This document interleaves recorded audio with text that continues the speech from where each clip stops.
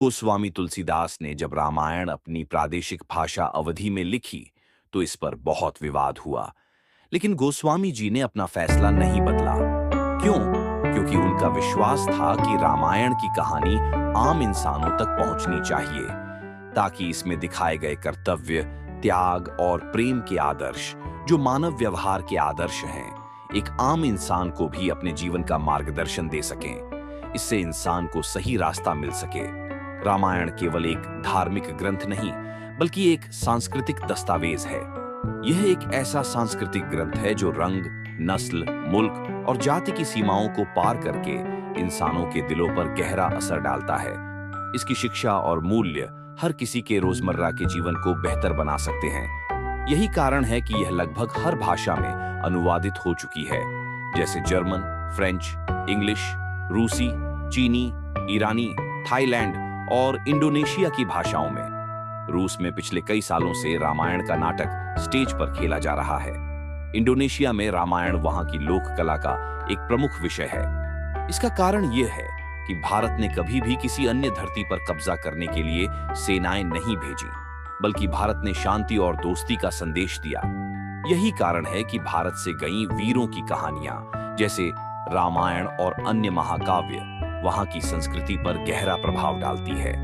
इसका जिक्र करते हुए पंडित जवाहरलाल नेहरू ने अपनी पुस्तक में फ्रांस के एक विचारक के उद्धरण लिखे हैं, जिसे जीवन की अनुभूतियों की प्यास हो, वह इस महाकाव्य सरोवर के जल से अपनी प्यास बुझाए। यह सागर से भी विशाल है। इसमें सूर्य का प्रकाश है और इसमें एक निरंतर शांति व अनंत मिठास है।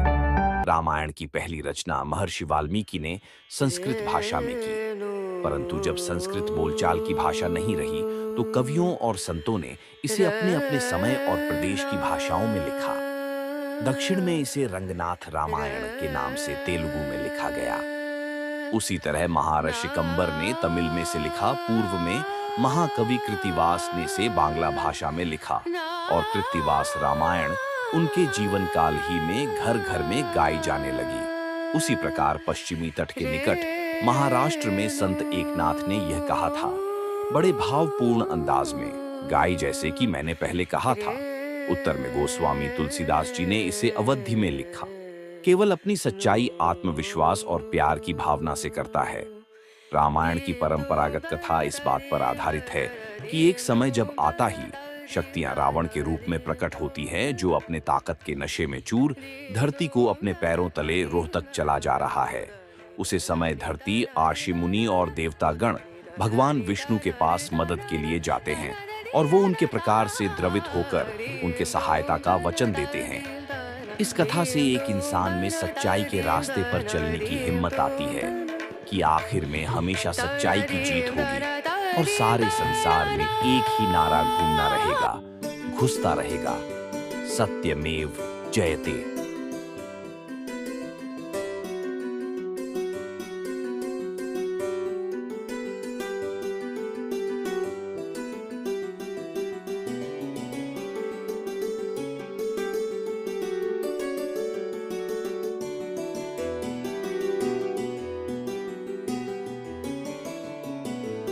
हे सच्चिदानंद, हे प्रजापालक, पापी रावण की अत्याचारों से पीड़ित होकर यह पृथ्वी, आर्षि मुनि, देवता, गंधार सब आपकी शरण में आए हैं। इनकी रक्षा कीजिए भगवान। पृथ्वी पर धर्म और सत्य का नाश हो रहा है। प्रभु, पाप की शक्तियां बढ़ रही हैं। राक्षसों का राजा रावण अहंकार के मध्य चूर होकर तीनों लोकों को अपने पांव तले रौंदना को तैयार। मनुष्य कोई उसका सामना करने की हिम्मत नहीं करता, क्योंकि स्वयं ब्रह्मा और महादेव ने उसे वरदान दिया है, दानव, किन्नर, गंधार किसी के हाथों से वो मारा नहीं जाएगा। प्रभु, आपकी सृष्टि का भर धारण करना मेरा धर्म है, परंतु जब धर्म की जगह धर्म का राज्य होता है तो धर्म से अनाचार, अनाचार से भ्रष्टाचार और भ्रष्टाचार से अत्याचार की ज्वाला भड़क उठाती है। जब अत्याचार इतनी बढ़ जाते हैं तो देखिए, पाप की ज्वाला में मेरा शरीर जलने लगता है। प्रभु, मेरी रक्षा कीजिए।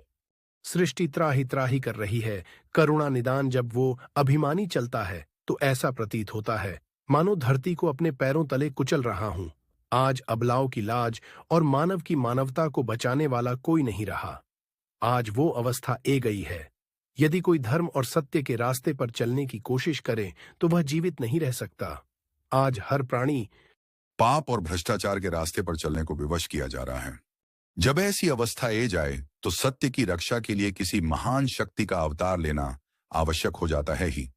सर्वेश्वर आपने जो कर्म का विधान बनाया है उसके अनुसार जो भी श्रम करेगा, परिश्रम करेगा, तपस्या करेगा, उसे शक्तियां अवश्य प्राप्त होंगी। उसी विधान को निभाना आपका कर्तव्य है प्रभु। धरती पर जब भी कोई जालिम प्राणी मात्र को अपने पैरों में झुकने पर मजबूर कर देता है तो एक सच्चा इंसान उसके सामने झुकने से इनकार कर देता है, क्योंकि उसे विश्वास होता है कि ऊपर कोई शक्ति है जो उसके साथ न्याय करेगी, उसकी रक्षा करेगी। जिस दिन ये विश्वास टूट जाएगा कि अंत में सच्चाई की जीत होती है, उसे दिन को कोई धर्म के रास्ते पे नहीं चलेगा। समाज बिखर जाएगा। धरती, सूर्य, चंद्रमा अपना अपना रास्ता बदल देंगे। सृष्टि का सारा कर्म अस्त व्यस्त हो जाएगा। जो रावण यह समझता है कि उससे बढ़कर कोई शक्ति नहीं रही, उसका नाश भी उसी अहंकार में छुपा हुआ है। उसे अहंकार के कारण उसने वरदान मांगते समय मनुष्य और वानर के हाथों मरने का वरदान नहीं मांगा था। जिस मानव को वह कीड़ों मकोड़ों की तरह तुच्छ समझता है, उसी सामान्य मानव के रूप में मैं अवतार लेकर उसका मान भंग करूंगा।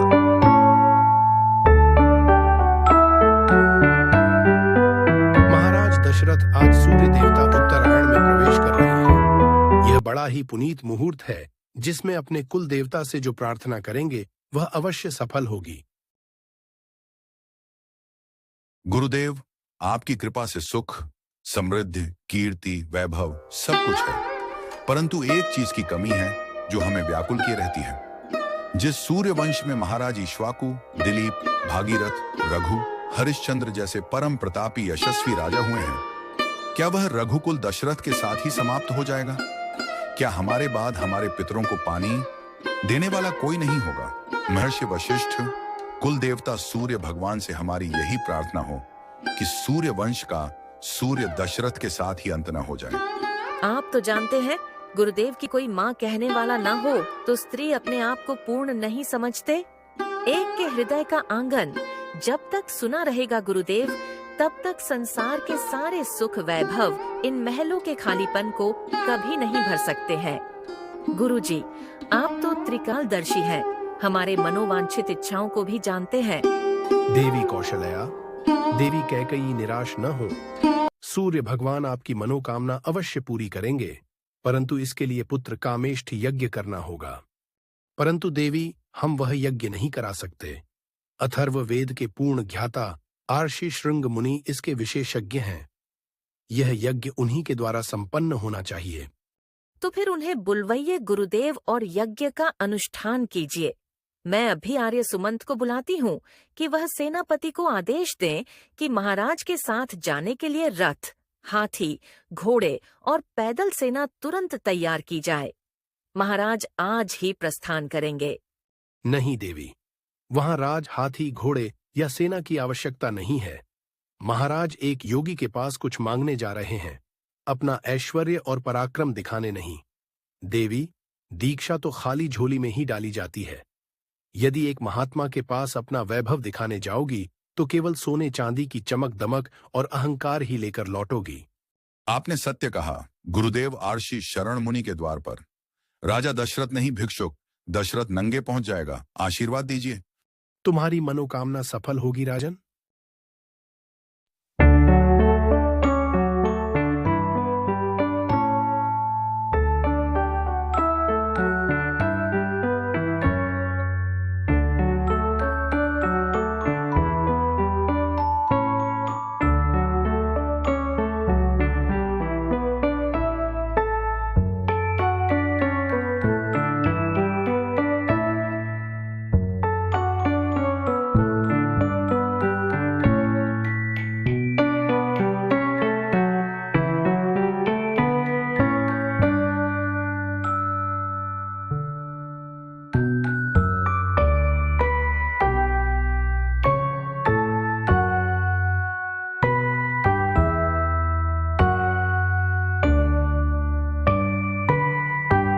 महाराज, देवी कौशल्या और देवी कैकेयी को एक एक पुत्र की प्राप्ति हुई है और देवी सुमित्रा को 2 पुत्रों की प्राप्ति हुई है।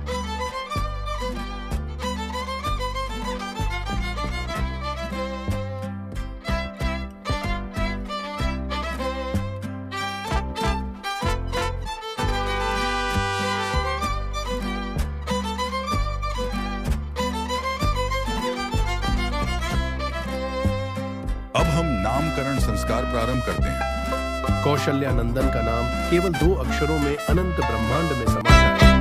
अखिल विश्व को आनंद देने वाले सुख धाम का नाम राम। और कैकेयी के इस लल्ला का नाम क्या होगा? त्यागमूर्ति, धर्म स्वरूप, जगत का पालन पोषण करने वाला कैकेयी कुमार विश्व में भरत के नाम से विख्यात होगा। गुरुदेव, सुमित्रा बहन के आंखों के तारे और इन दोनों राज दुलारों का क्या नाम होगा? संपूर्ण लक्षणों से युक्त इसका नाम लक्ष्मण होगा। और ये छोटे हैं, पर इनके नाम से शत्रु भी डरेंगे, तो इनका नाम शत्रुघ्न होगा। चारों भाइयों की कुंडली में ग्रह नक्षत्र कैसे हुए हैं? तुम्हारे कुल में कोई दोष, कोई अवरोध, कोई अमल नहीं है। तुम्हारी इन चारों मंगल मूर्ति में रघुवंश के सारे राजाओं में सबसे प्रतापी, यशस्वी होंगे। इन चारों कुमारों में भाई भाई का प्रेम होगा, पर विशेष रूप से राम लक्ष्मण की जोड़ी और भारत शत्रुघ्न की जोड़ी ऐसी होगी जैसे एक प्राण और 2 शरीर। धन्यवाद। मेरे दोनों बेटे अपने बड़े भाइयों की छाया बनकर उनकी सेवा करेंगे।